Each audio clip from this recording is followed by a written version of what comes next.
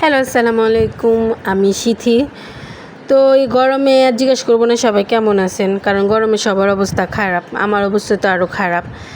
তো গরমে মনে হলো এটা আমি জুস বা ভর্তা করেই খাই। তো যে কথা সেই কাজ, ওইটা পড়লাম আমি, আমার জামাই আর আমার ভাই ছাদের গাছে থেকে 4-5টা আম পারলাম।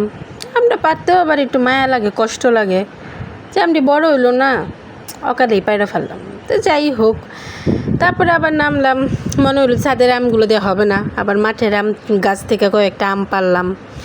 তো পারার পরে জামাইরা বললাম যে এটাই তোমার আম খাওয়া শেষ, আর খাইতে পারবা না।